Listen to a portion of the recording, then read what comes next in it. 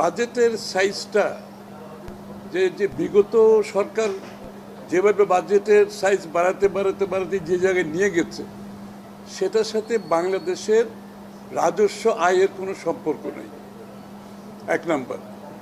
দুই নাম্বার হচ্ছে, আপনি যখন রাজস্ব আয়ের পুরোটাই আপনার পরিচালন ব্যয়ের মধ্যে ব্যয় হয়ে যাবে, তাহলে আপনি পুরো উন্নয়ন বাজেটটা কিন্তু দেশের ভিতর থেকে দেশের বাইরের থেকে আপনি ধার করে চালাচ্ছেন।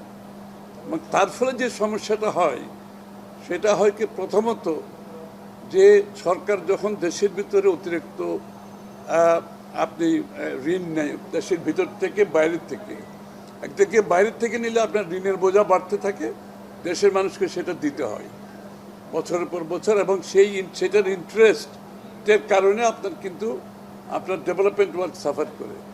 আবার দেশের ভিতর থেকে নিলে দুইটা ক্ষতি, আরও বেশি ক্ষতি, এই জন্য যে আপনার তো এটার ইন্টারেস্ট, এটার যে সুদ পে করতে হয়, যেটা দেশের ওভারঅল বাজেটকে ক্ষতিগ্রস্ত করে। আর দ্বিতীয় কথা হচ্ছে, সরকারকে অনেক বেশি টাকা আভ্যন্তরীণ যেটা ঋণ নিলে যেটা হয়, এটা ব্যাংক থেকে অতিরিক্ত ঋণ নিতে গেলে ব্যাংকের ইন্টারেস্ট বেড়ে যায়, এবং ব্যাংকের থেকে যখন সরকার বেশি লোন নিয়ে নেয় তখন কিন্তু ব্যক্তি খাতে আর লোনটা কমে যায়, তাদের লোনটা তারা পায় না। এবং সেইটা দুইটা হয়, একটা হচ্ছে আপনার বিনিয়োগ হয় না, বিনিয়োগ না হলে আপনার কর্মসংস্থান সৃষ্টি হয় না, মানুষের আয় বৃদ্ধি পায় না, সেটা খুব বেশি ক্ষতিগ্রস্ত হয়। অন্যটা হচ্ছে যে যেহেতু প্রাইভেট সেক্টর লোন পায় না, বিনিয়োগেও যেতে পারে না, এবং বর্তমান বিনিয়োগ যেটা আছে সেটাকে বাড়াতে পারে না। সুতরাং আমি মনে করি এই বাজেটে সেই বিষয়টা লক্ষ্য করে আমাদের রাজস্ব আয়ের সাথে আপনার বাজেটের সাইজের একটা সম্পৃক্ততা থাকা উচিত ছিল। আমি মনে করি সেটা হয়নি।